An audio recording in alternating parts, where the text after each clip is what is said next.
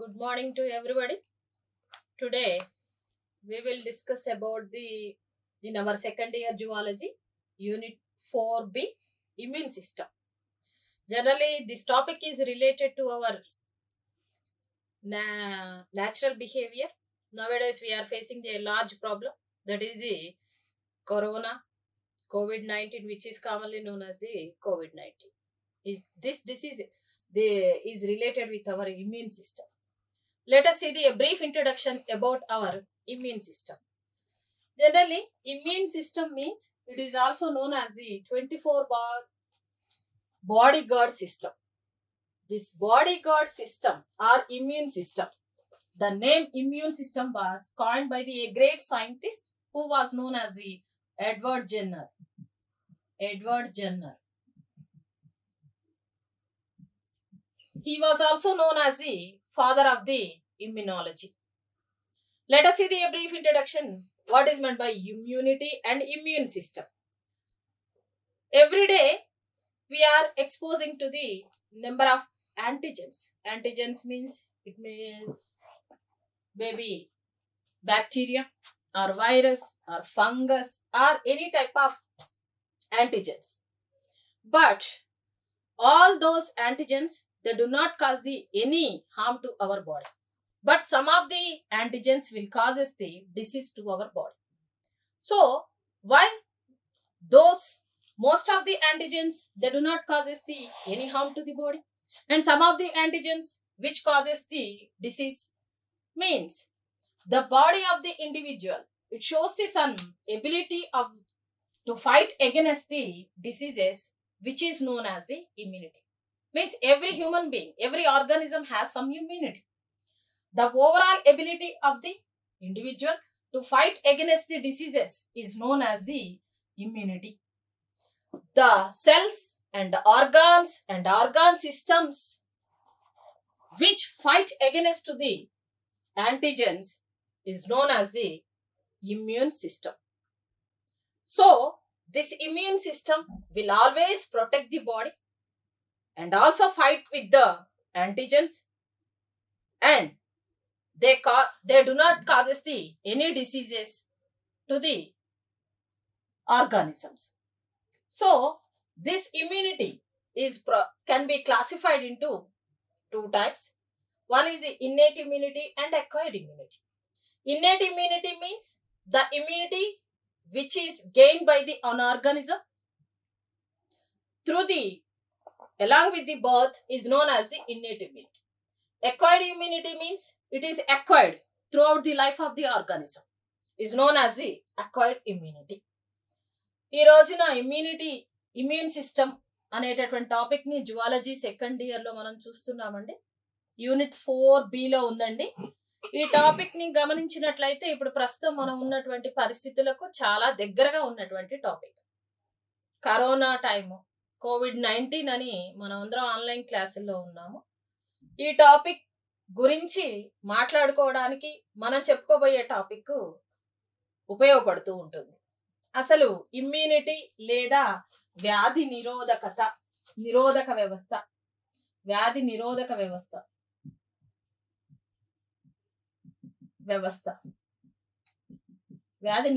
వ్యవస్థ అంటే ఏంటో ఒకసారి మనం పరిశీలించి చూద్దాం. సాధారణంగా మన శరీరము 24/7 మన వ్యాధి నిరోధక వ్యవస్థ జీవుల యొక్క శరీరాన్ని కాపాడుతూ ఉంటుంది. మనం ప్రతిరోజు చాలా రకాలైనటువంటి యాంటీజెన్స్ కు పరాన్న జీవులకు, అంటే ఒక రకంగా చెప్పాలంటే ప్రోటోజువన్ పరాన్న జీవులు కావచ్చు, హెల్మెంత్ పరాన్న జీవులు కావచ్చు, బ్యాక్టీరియా కావచ్చు, వైరస్ కావచ్చు, రకరకాలైనటువంటి ప్రతి జనకాలు మరియు పరాన్న జీవులకు ఎక్స్పోజ్ అవుతూ ఉంటాం. వీటన్నిటి వలన మనకి వ్యాధులు వస్తున్నాయా అంటే చాలా వరకు కూడా వీటన్నిటి నుంచి వ్యాధులు రాకుండా ఉంటున్నాయి. కేవలం కొన్నింటి వలన మాత్రమే మనం వ్యాధి బారిన పడుతున్నాం. ఈ విధంగా వ్యాధులను రాకుండా కాపాడేటటువంటి వ్యవస్థ ప్రతి జీవి శరీరంలో కూడా ఉంటుంది. దాన్ని బాడీగార్డ్ సిస్టమ్ అని కూడా అంటాం. మరి ఈ విధంగా అన్నింటికి మన బాడీ రెస్పాండ్ అవ్వకుండా కేవలం కొన్నింటికి మాత్రమే వ్యాధులను తీసుకురావడానికి కారణం ఏంటి? కొన్ని ప్రతిజనకాలు మాత్రమే వ్యాధులను కలగజేయటానికి కారణం ఏమిటి అనేటటువంటి విషయాన్ని గురించి వివరించేదే మనకు ఈ ఇమ్యూన్ సిస్టమ్ లేదా వ్యాధి నిరోధక వ్యవస్థ. ఈ ఇమ్యూన్ సిస్టంలో మనం ఇమ్యూన్ సిస్టమ్ అనే పదాన్ని మొట్టమొదటిసారిగా ప్రవేశపెట్టిన ఇమ్యూనిటీ అనే పదాన్ని మొట్టమొదటిసారిగా ప్రవేశపెట్టినటువంటి శాస్త్రవేత్త ఎడ్వర్డ్ జెన్నర్ అనేటటువంటి శాస్త్రవేత్త. మరి ఈ వ్యాధి నిరోధక వ్యవస్థను ఇమ్యూన్ సిస్టమ్ అంటాము. ఈ ఎడ్వర్డ్ జెన్నర్ను మనము immune system, father of the immune system గా కూడా పిలవటం జరుగుతూ ఉంటుంది. మరి వ్యాధి నిరోధకత లేదా ఇమ్యూనిటీ అంటే ఏమిటి? ప్రతి జీవి శరీరంలో కూడా రకరకాల వ్యాధులను ఎదుర్కోవడానికి సిద్ధమై ఉన్నటువంటి శరీర వ్యవస్థనే మనము ఇమ్యూనిటీ అంటాం. ఈ ఇమ్యూనిటీని మనకు అందజేసేటటువంటి వ్యవస్థను ఇమ్యూనిటీ సిస్టమ్ లేదా వ్యాధి నిరోధక వ్యవస్థ అంటాం. మన శరీరంలో చాలా రకాలైనటువంటి కణాలు, అవయవాలు ఈ నిరోధక వ్యవస్థలో, వ్యాధి నిరోధక వ్యవస్థలో పాలు పంచుకుంటూ ఉన్నాయి. మరి అవి ఏ విధంగా ఉన్నాయో మనం ఒకసారి పరిశీలించి చూద్దాం. సాధారణంగా ఈ వ్యవస్థ పనిచేసే విధానాన్ని బట్టి రెండు రకాలుగా మనం విభజించవచ్చు. ఒకటి innate immunity, acquired immunity. Innate immunity అంటే పుట్టుకతోటి ప్రతి జీవికి వచ్చేటటువంటి అసంక్రామ్యత వ్యవస్థ. దీన్ని వ్యాధి నిరోధక వ్యవస్థను అసంక్రామ్యత వ్యవస్థ అని కూడా అంటాం. ఈ అసంక్రామ్యత వ్యవస్థను ఇన్నేట్ ఇమ్యూనిటీ అంటాం. అదేవిధంగా ఒక జీవి పుట్టి పెరుగుతూ ఉన్నటువంటి సమయంలో మరణించేంత వరకు జీవిత కాలంలో సంపాదించుకునేటటువంటి నిరోధకతను అక్వైర్డ్ ఇమ్యూనిటీ అని పిలవటం జరుగుతూ ఉంటాం. ఈ అక్వైర్డ్ ఇమ్యూనిటీకి బెస్ట్ ఎగ్జాంపుల్స్ మనం వ్యాక్సిన్స్ అండి, అంటే టీకాల రూపంలో మనం తీసుకునేటటువంటి నిరోధకత, వ్యాధి నిరోధకతను, ఇమ్యూనిటీని మనం అక్వైర్డ్ ఇమ్యూనిటీ అంటాం. ఇన్నేట్ ఇమ్యూనిటీ అంటే ఇన్బోర్న్ ఇమ్యూనిటీ, అంటే పుట్టుకతోటే మనిషికి కొంత వ్యాధి నిరోధకత వస్తుంది. ఫర్ ఎగ్జాంపుల్ మనం చూసినట్లయితే బిడ్డ పుట్టగానే తల్లి మొదటిసారి ఇచ్చేటటువంటి పాలను కొలాస్ట్రం అంటాం. దానిలో అత్యధికంగా ఐజీఎం అనేటటువంటి యాంటీబాడీస్, ప్రతిదేహాలు ఉంటాయి. ఆ విధంగా తల్లి పాల ద్వారా బిడ్డకు వచ్చేటటువంటి ఇమ్యూనిటీ మనము సాధారణంగా ఇన్నేట్ ఇమ్యూనిటీగా పరిగణించటం అనేది జరుగుతూ ఉంటుంది. ఈ విధంగా సహజ సిద్ధంగా ఏర్పడే ఇమ్యూనిటీ మరియు మనము జీవితకాలంలో ఏర్పరచుకునేటటువంటి సాంక్రమిక ఇమ్యూనిటీలు రెండు రకాలుగా ఉండటం జరుగుతుంది. అయితే మానవుని శరీరంలో 3 రకాలైనటువంటి ఈ డిఫెన్స్ లైన్స్ ఉన్నాయి. అంటే శరీరం మొత్తంలో కూడా 3 రకాల పద్ధతుల ద్వారా మనం వ్యాధి నిరోధకతను ప్రదర్శిస్తూ ఉన్నాం. ఆ 3 రకాల పద్ధతులు ఏమిటి, ఎలా ఉన్నాయో మనం ఒకసారి పరిశీలించి చూద్దాం.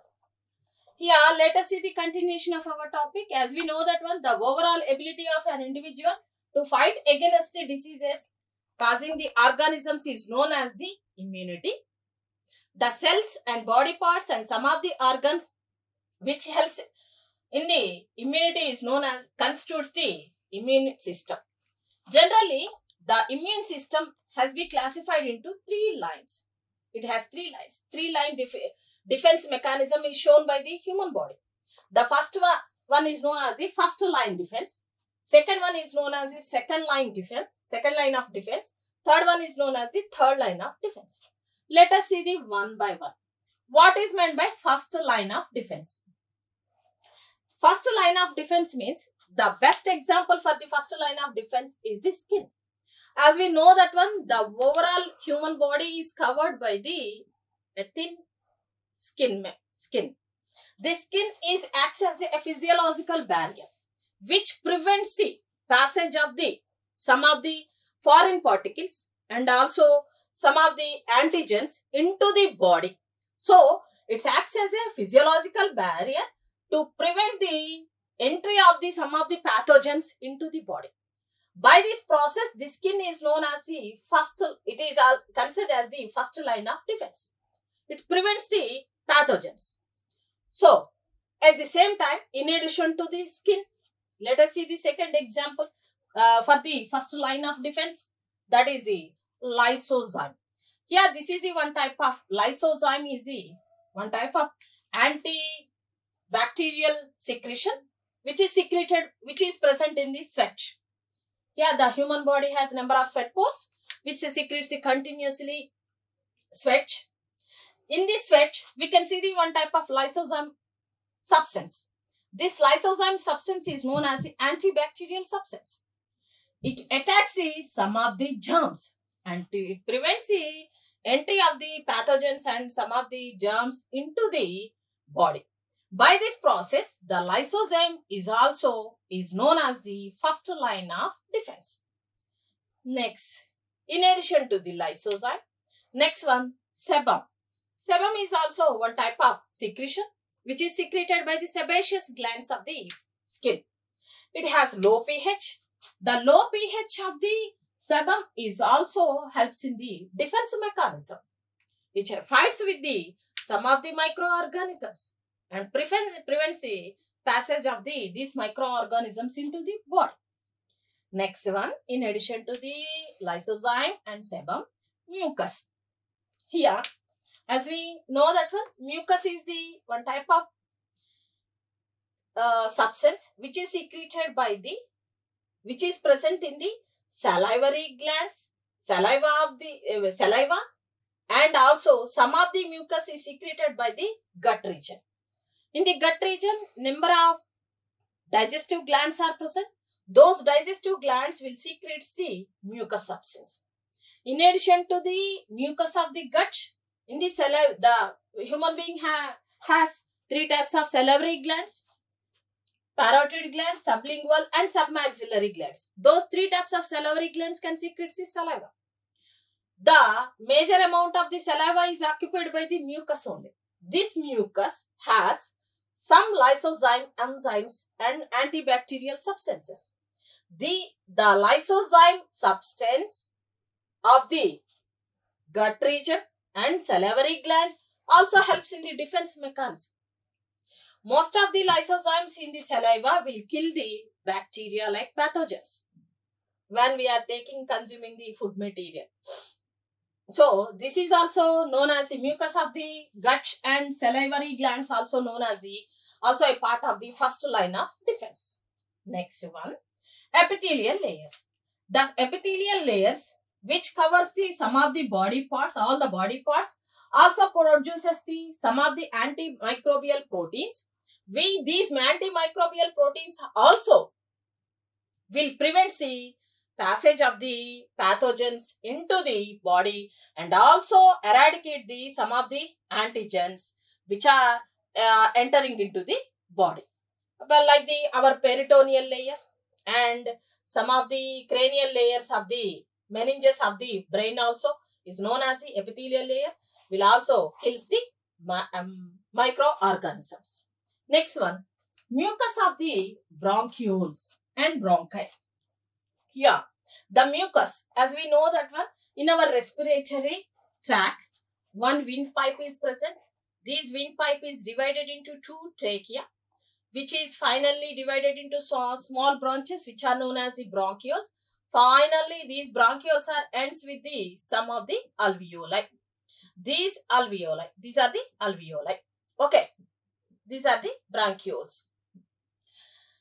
The bronchioles and bronchi. This is the bronchus. This is the bronchus. This is the primary bronchiole, secondary bronchioles, and tertiary bronchioles. Inside of these bronchioles, mucus layer is present. The mucus layer of the bronchioles and bronchi will kill the microbes which are entering into the lungs through the inhaled air. By this process, the mucus of the bronchioles and bronchi will kill all the pathogens and microbes of the air which are inhaled by the human being. These are the some of the secretions and some of the antimicrobial substances are constitute the first line of the defense. ఇక మానవుని యొక్క అసంక్రామ్యత వ్యవస్థ లేదా వ్యాధి నిరోధక వ్యవస్థను గురించి మనం మాట్లాడుకుంటూ ఉన్నాం. దీనిలో ఈ అసంక్రామ్యత వ్యవస్థలో మనం పరిశీలించి చూసినట్లయితే ఇంతకు ముందే మనం చెప్పుకున్నాం, మానవుని యొక్క వ్యాధి నిరోధక వ్యవస్థలో 2 రకాలుగా ఉంటుంది. ఒకటి inborn immunity and acquired immunity. దీంతో పాటుగా ఈ ఇన్నేట్ అండ్ అక్వైర్డ్ ఇమ్యూనిటీలో మనము 3 రకాలైనటువంటి అసంక్రామ్యత పద్ధతుల ద్వారా శరీర రక్షణ చర్యలను చూడవచ్చు. మొదటిగా ఫస్ట్ లైన్ ఆఫ్ డిఫెన్స్ అని పిలుస్తాం. మొదటి పద్ధతిని ఫస్ట్ లైన్ ఆఫ్ డిఫెన్స్ అంటే ఇది శరీరాన్ని పూర్తిగా మానవుని యొక్క అసంక్రామ్యత వ్యవస్థను రక్షించటానికి పలు రకాలైన పద్ధతుల ద్వారా శరీరం రక్షించబడుతూ ఉంటుంది. ఈ ఫస్ట్ లైన్ ఆఫ్ డిఫెన్స్ లో మనం ఏ విధంగా అసంక్రామ్యత వ్యాధి నిరోధక వ్యవస్థ పనిచేస్తుందో చూద్దాం. మొదటిది చర్మము, స్కిన్ అంటాం. సాధారణంగా ప్రతి జీవి యొక్క శరీరాన్ని ఆవరించి చర్మము అనేది ఉంటుంది. ఈ చర్మము అనేది ఒక ఫిజియోలాజికల్ బ్యారియర్ అంటే భౌతిక అవరోధంగా పనిచేస్తుందండి మానవునికి. భౌతిక అవరోధం దేనికి భౌతిక అవరోధంగా పనిచేస్తుంది అంటే సాధారణంగా మానవుని యొక్క శరీరము ద్వారా ఏవైనా ప్రతిజనకాలు లేదా వ్యాధికారక పదార్థాలు శరీరంలోనికి ప్రవేశించాలి అంటే మొదటగా చర్మం ద్వారానే ప్రవేశించాలి. ఈ చర్మము అనేది ఒక భౌతిక అవరోధంగా పనిచేస్తుంది. చర్మము చాలా వరకు కూడా శరీరంలోనికి ప్రతిజనకాలను అంటే ఏవైతే వ్యాధిని కలగజేస్తున్నాయో వాటిని, అలాగే కొన్ని రకాలైన విష పదార్థాలను శరీరం లోపల ఉన్న అవయవాల వరకు చేరకుండా ఒక అవరోధంగా పనిచేస్తూ చర్మం నుంచి లోపలికి పోనివ్వకుండా కాపాడుతుంది. కాబట్టి ఫస్ట్ లైన్ ఆఫ్ డిఫెన్స్ లో వ్యాధి నిరోధక వ్యవస్థలో చర్మం చాలా గొప్ప పనిని చేస్తుందని మనం చెప్పుకోవచ్చు. సాధారణంగా మనకి చర్మం మీద ఏదైనా రకరకాలైనటువంటి తేనెటీగలు ఇటువంటివి కుట్టినప్పుడు చర్మం ఉబ్బుతుంది. ఆ ఉబ్బటం అనేటటువంటి ప్రక్రియ కూడా వ్యాధి అసంక్రామ్యత అంటే వ్యాధి నిరోధక చర్యలో ఒక భాగంగా పరిగణిస్తూ ఉంటాం. మన శరీరంలోనికి విష పదార్థాలను చేరనివ్వకుండా ఉండటం కోసమే ఆ వాపు అనేటటువంటి ప్రక్రియ ఏర్పడుతూ ఉంటుంది. ఈ విధంగా చర్మం ఒక ఫిజియోలాజికల్ భౌతిక అవరోధంగా పనిచేస్తూ శరీరంలోనికి విష పదార్థాలను కానీ పరాన్న జీవులను కానీ ప్రతిజనకాలను కానీ చేరనీయకుండా మనకి ఒక పెద్ద అడ్డుగోడగా నిలబడుతూ ఉంటుంది. అలాగే ఈ ఫస్ట్ లైన్ ఆఫ్ డిఫెన్స్ లో మరొక పదార్థము లైసోజైమ్ అనే పదార్థం. ఈ లైసోజైమ్ అనే పదార్థము సాధారణంగా స్వెట్ అంటే చెమటలో ఉంటుంది. ప్రతి రోజు కూడా మనము శరీరం నుంచి కొంత నీటిని, లవణాలను చెమట రూపంలో బయటికి పంపిస్తూ ఉంటాం. ఈ చెమట రూపంలో బయటికి పంపించేటటువంటి లవణాలు మరియు నీటితో పాటుగా లైసోజైమ్ అనేటటువంటి పదార్థం ఉంటుంది. ఈ లైసోజైమ్ అనేటటువంటి పదార్థం సాధారణంగా మన శరీరంలోనికి వివిధ రకాలైనటువంటి పరాన్న జీవులను, క్రిములను చేరనివ్వకుండా వాటిని చంపేసేటువంటి ఒక పదార్థంగా ఈ లైసోజైమ్ ఉపయోగపడుతుంది. అంటే చెమట పట్టడం అనేది కూడా శరీరానికి ఒక రక్షణ ప్రక్రియ. చెమట పట్టడం ద్వారా శరీరం యొక్క ఉష్ణోగ్రత తగ్గుతుంది. ఎప్పుడైతే మనకు బాగా శరీర ఉష్ణోగ్రత పెరిగినప్పుడు ఖచ్చితంగా మానవుని యొక్క శరీర ఉష్ణోగ్రత 98.4 degrees ఫారెన్హీట్స్ ఖచ్చితంగా ఉండాలి. ఇంతకన్నా ఎక్కువగా పెరిగింది శరీర ఉష్ణోగ్రత అంటే మనం దాన్ని జ్వరంగా పరిగణిస్తాం. జ్వరం అనేది కూడా ఒక రకంగా మనకి డిఫెన్స్ మెకానిజం అంటే ఆత్మరక్షణ ప్రక్రియ, కానీ మనం అది వ్యాధిగా పరిగణిస్తాము. దాని గురించి తర్వాత మాట్లాడుకుంటాం. ఈ విధంగా లైసోజైమ్ అనేటటువంటి చెమట పట్టడం ద్వారా శరీరం యొక్క ఉష్ణోగ్రత తగ్గుతుంది. ఆ చెమటలో ఉండేటటువంటి లైసోజైమ్ అనేటటువంటి పదార్థము శరీరం లోపలికి రానివ్వకుండా క్రిమి కీటకాలను అడ్డుకుంటూ ఉంటుంది. క్రిములను, పరాన్న జీవులను అడ్డుకుంటుంది. నెక్స్ట్ అలాగే సెబం అంటే ఇది కూడా ఒక రకమైనటువంటి స్వేద గ్రంథులను సెబేషియస్ గ్లాండ్స్ అని స్వేద గ్రంథులతో పాటు ఉండేటటువంటి గ్రంథులు సెబేషియస్ గ్లాండ్స్, వాటి నుంచి ఏర్పడేటటువంటిది సెబం అంట. ఈ సెబం అనేటటువంటి స్రావకము యొక్క pH తక్కువగా ఉండటం వలన ఇది కూడా శరీరంలోనికి ఇతర పరాన్న జీవులు కానీ ప్రతిజనకాలు కానీ చేరకుండా శరీరానికి రక్షణ కలగజేస్తూ ఉంటుంది. ఏవైనా లోపలికి రానివ్వకుండా చేస్తుంది. అలాగే చర్మం మీద ఏవైనా సరే పరాన్న జీవులు ఉన్నట్టయితే వాటిని చంపేయడానికి ప్రయత్నం చేస్తూ ఉంటుంది. ఇంకా అత్యంత ముఖ్యమైనటువంటి రక్షణ ప్రక్రియ మనకి ఇక్కడ ఉందండి, ఆహార నాళం. ఈ ఆహార నాళం పొడవున అంటే దాదాపుగా నోటి నుంచి ప్రారంభించబడి పాయు వరకు ఆహార నాళం ఉంటుంది. ఆ అంతర్గతంగా ఆహార నాళం లోపల వివిధ రకాలైనటువంటి జీర్ణ గ్రంథులు ఉంటాయి. ఆ జీర్ణ గ్రంథులన్నీ కలిసి జీర్ణ రసాలను స్రవిస్తాయి. ఈ జీర్ణ రసాలలో శ్లేష్మము అనేది ఒక ముఖ్యమైనటువంటి పదార్థం. శ్లేష్మము అనేది ఒక ముఖ్యమైనటువంటి పదార్థం. ఈ శ్లేష్మము ఆహార నాళం లోపల పూతగా ఏర్పడి ఉంటుంది. ఈ ఆహార నాళంలో ఉన్న శ్లేష్మము లో లైసోజైమ్ అనేటటువంటి పదార్థము ఉండి వివిధ రకాలైనటువంటి బ్యాక్టీరియా మరియు ఇతర ప్రతిజనకాలను మనం ఏవైతే ఆహారంతో పాటు తీసుకుంటున్నామో విష పదార్థాలను చంపివేస్తుంది. చాలా గొప్ప ఏమంటారు ప్రతి రక్షక పదార్థంగా అంటే శరీరాన్ని రక్షించే పదార్థంగా ఉపయోగపడుతుంది. అలాగే మన శరీరంలో మానవుని శరీరంలో 3 జతల లాలాజల గ్రంథులు ఉన్నాయి. పెరోటిడ్, అధోజంబిక, అధోజిఫిక. ఈ 3 జతల లాలాజల గ్రంథుల నుంచి లాలాజలం స్రవించబడుతుంది. ఈ లాలాజలంలో మనకి లైసోజైమ్ అనేటటువంటి ఎంజైమ్ కనబడుతుంది. శ్లేష్మం లోపల లాలాజలంలో ఎక్కువ శాతం శ్లేష్మం ఉంటుంది. శ్లేష్మములో లైసోజైమ్ అనే ఎంజైమ్ ఉంటుంది. ఈ లైసోజైమ్ అనే ఎంజైమ్ కూడా మన నోటిలోనికి తీసుకోబడిన అన్ని రకాలైనటువంటి ప్రతిజనకాలను చంపివేయడానికి ఉపయోగపడుతూ ఉంటుంది. అలాగే శరీర ఉపరితల భాగాలు ఆ అవయవాల యొక్క వెలుపల వైపు ఉన్నటువంటి భాగాలలో ఉపకళా కణజాలపు పొరలు ఉంటాయి. ఈ ఎపిథీలియల్ లేయర్స్ అవయవాల చుట్టూ ఉండేవి కూడా మైక్రోబియల్ ప్రోటీన్స్ అనే పదార్థాలను ఉత్పత్తి చేసి శరీర అవయవాలను రక్షింప చేయడానికి ఉపయోగపడుతూ ఉంటాయి. ఇవన్నీ కూడా మనం ఫస్ట్ లైన్ ఆఫ్ డిఫెన్స్ లో చెప్పుకుంటున్నాం. అంటే ఇవన్నీ కూడా శరీరాన్ని రక్షించటానికి, అవయవాలను రక్షించటానికి, అసంక్రామ్యతను కలగజేస్తున్నాయి. అంటే వ్యాధి నిరోధకతను కలగజేసేటటువంటి నిర్మాణాలు మరియు పదార్థాలు. ఇంకొక ముఖ్యమైనది ఫస్ట్ లైన్ ఆఫ్ డిఫెన్స్ లోది ఏంటంటే మన శ్వాసనాళికలు, శ్వాసనాళాలు,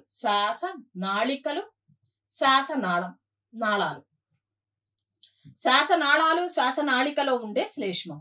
ఇప్పుడు మనం ఎక్కువగా కరోనా టైంలో ఈ కరోనా వైరస్ శ్వాసనాళాలలో ఉన్న శ్లేష్మ పొరంలో అతుక్కొని ఇన్ఫ్లమేషన్ అంటే వాపుకు కారణమవటం వలన సరైన పద్ధతిలో ఆక్సిజన్ వాయుకోశాల్లోనికి వెళ్ళలేకపోవడం వల్ల శ్వాస సంబంధిత వ్యాధులు ఏర్పడుతున్నాయి.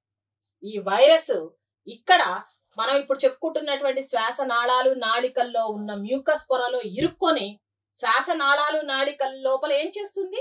వాపును కలగజేసి ఆక్సిజన్ తీసుకోవడాన్ని నిరోధిస్తుంది. కాబట్టి మన కరోనా వైరస్ వలన తొందరగా ఎఫెక్ట్ అయ్యే భాగాలు ఈ శ్వాసనాళాలు, శ్వాసనాళికలు. అయితే చాలా మందిలో ఈ ఎఫెక్ట్ తొందరగా తగ్గుతుంది. మనం కరోనా వచ్చినటువంటి వ్యాధిగ్రస్తుల్లో మనము వాసన, రుచిని కోల్పోతున్నామని చెప్పుకుంటున్నాం. వాసనను కోల్పోవడానికి కారణం ఇక్కడ శ్వాసనాళాలు, శ్వాసనాళికల్లో ఉన్నటువంటి శ్లేష్మ పొరలో కొన్ని రిసెప్టార్స్ అంటే గ్రాహకాలు ఉంటాయి వాసన గ్రహించడానికి. వాటిపైన ఈ వైరస్ ఉండటం వల్ల మనం వాసన గ్రహించలేకపోతున్నాం. కానీ ఈ మ్యూకస్ ఏం చేస్తుంది? 80 నుంచి 90% మంది రోగుల్లో మన శరీరంలోనికి వచ్చిన కరోనా వైరస్ ని చంపేస్తుంది. ఇది ప్రత్యక్షంగా జరుగుతుంది, మనం చూడవచ్చు. శ్వాసనాళాలు, శ్వాసనాళికల్లో ఉన్న శ్లేష్మ పొర కరోనా వైరస్ ను కూడా చంపేయడానికి ప్రయత్నం చేస్తుంది. కాబట్టి ఇవన్నీ డిఫెన్స్ మెకానిజం అంటే శరీర రక్షణ చర్యలకు పాల్పడుతున్నటువంటి నిర్మాణాలు శరీరంలో సహజ సిద్ధంగానే ఏర్పడి ఉన్నాయి. కాబట్టి ఇవన్నిటినీ కూడా ఈ దే కిల్ ది మైక్రోబ్స్ అంటే శ్వాసనాళాలు, శ్వాసనాళికల్లో వచ్చినటువంటి మనం ఇన్హేల్డ్ ఎయిర్ అంటే గాలి పీల్చుకోవడం ద్వారా, గాలి ద్వారా లోపలికి వచ్చినటువంటి అన్ని రకాల పరాన్న జీవులను చంపివేయటానికి శ్వాసనాళాలు, శ్వాసనాళికల్లో ఉన్నటువంటి శ్లేష్మము ఉపయోగపడుతుంది. ఈ విధంగా ఇన్ని రకాలైనటువంటి రక్షణ అవయవాలను, రక్షణ పద్ధతులను మనము ఫస్ట్ లైన్ ఆఫ్ డిఫెన్స్ లో పేర్కొనటం జరుగుతుంది.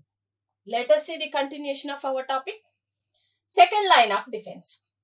In our immunity, second stage is second line of immunity defense.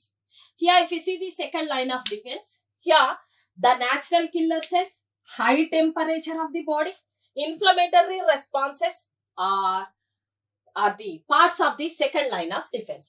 Generally, natural killer cells and high temperature. Generally, the normal body temperature of the human body is 98.4 degrees Fahrenheit. If the temperature increases above the 98 degrees, that is known as the fever. So, this is the high temperature is not known as the fever. High temperature is the one type of defense mechanism which prevents the passage of the antigens into the body. It is the one type of defense mechanism. At the same time, inflammatory responses. Inflammation means swelling. Swelling of the some of the body organs is known as the inflammatory mechanism. This inflammatory mechanism is also one type of the defense mechanism. These natural killers, high temperature and inflammation of the responses will inhibit the rapid multiplication of the micropathogens. Means all these are the symptoms which prevents the multiplication of the micropathogens. So, it is also one type of defense mechanism. We should not stop this mechanism. We should wait for these 2 or 3 days, then it will be recover. Okay. రెండవ రకమానికి చెందినటువంటి second line of defence లో చాలా ముఖ్యమైన విషయాన్ని చెప్పుకుంటున్నామండి రక్షణ చర్యల్లో. ఏంటంటే natural killer cells మరియు హై టెంపరేచర్ ఇన్ఫ్లమేషన్ అంటే ఉజ్వలన ప్రక్రియ లేదా వాపు ప్రక్రియ, ఇవన్నీ కూడా శరీర రక్షణ చర్యల్లో భాగము. ఈ రక్షణ చర్యలో భాగం ఏ విధంగా అవుతున్నాయంటే, మన శరీరానికి హై టెంపరేచర్ వచ్చినప్పుడు, వాపు వంటి లక్షణాలు కలిగినప్పుడు మన శరీరం ఏం చేస్తుంది అంటే, మన శరీరంలోనికి ప్రవేశించినటువంటి ప్రతిజనకాలు యొక్క సంఖ్య పెరగకుండా కాపాడుతుంది. మల్టిప్లికేషన్ అంటే వాటి యొక్క సంఖ్య పెరగకుండా చూసేటటువంటి వ్యాధి నిరోధక చర్యల్లో భాగమే మన శరీర ఉష్ణోగ్రత పెరగటము మరియు వాపు వంటి ప్రక్రియ జరగడం. మనం ఏమనుకుంటాం, జ్వరం వచ్చింది, టెంపరేచర్ పెరగగానే జ్వరం అనుకుంటాం. జ్వరము అనేటటువంటిది నిజంగా వ్యాధి కాదు. It's a one type of defence mechanism, శరీర రక్షణ చర్యల్లో భాగం. 1 లేదా 2 రోజుల పాటు మనం వెయిట్ చేస్తే ఈ రక్షణ చర్య ఎందుకు జరుగుతుంది అంటే, మన శరీరంలోనికి ప్రవేశించినటువంటి పరాన్న జీవుల యొక్క సంఖ్య పెరగకుండా కాపాడేటటువంటి ప్రక్రియలో భాగమే కానీ నిజంగా వ్యాధిని కలగజేసేటటువంటి లక్షణము కాదు జ్వరము రావటము. అలాగే థర్డ్ లైన్ ఆఫ్ డిఫెన్స్, మూడవ రక్షణ ప్రక్రియలో భాగం ఏంటి అంటే, మన శరీరంలో కొన్ని ప్రత్యేకమైనటువంటి కణాలు ఉన్నాయి. టీ కణాలు మరియు బి కణాలు అని. ఇవి అసంక్రామ్యత కణాలు అంటే వ్యాధి నిరోధక కణాలుగా చెప్పుకుంటాం. వీటి ద్వారా జరిగేటటువంటి రక్షణ చర్యలన్నీ మూడవ రకానికి చెందిన రక్షణ ప్రక్రియల్లోనికి వస్తున్నాయి. వాటిలో బి కణాలు, బి లింఫోసైట్లు అంటాము. ఇవి యాంటీబాడీస్ అంటే ప్రతిరక్షకాలను ఏర్పరచి శరీరంలోనికి ప్రవేశించినటువంటి ప్రతిజనకాలను చంపేస్తాయి. అదే టీ లింఫోసైట్స్ లేదా టీ కణాలు అనేటటువంటివి నేరుగా ప్రతిజనకాలతో పోరాడి వాటిని చంపివేయడం జరుగుతుంది. ఈ విధంగా థర్డ్ లైన్ ఆఫ్ డిఫెన్స్ అనేది టీ కణాలు మరియు బి కణాల ద్వారా మరియు ప్రతి రక్షకాల ద్వారా అంటే యాంటీబాడీస్ ద్వారా ఏర్పడి ఉంటుంది. ఈ విధంగా ఈ ఇమ్యూన్ సిస్టమ్ మొత్తం గార్డియన్ ఏంజల్ మాదిరిగా యాక్ట్ చేసి మన శరీరానికి పూర్తి రక్షణను కలగజేస్తూ ఉంటుంది ఈ వ్యాధి అసంక్రామ్యత వ్యవస్థ లేదా వ్యాధి నిరోధక వ్యవస్థలో. Let us see the continuation of our topic, third line of defense. Yeah, if you see the third line of defense, yeah, in our immune system, generally number of immune cells also present. Those are classified into 2 types, T cells and B cells. T cells means T lymphocytes, B cells means B lymphocytes. These T cells, T lymphocytes, B lymphocytes and antibodies. All these 3 types of defense organisms can constitute the third line of defense. So, generally the B lymphocytes always produces the antibodies and kill the antigens. What about the T cells? The immunity which is provided by the T cells is known as the cell-mediated immunity.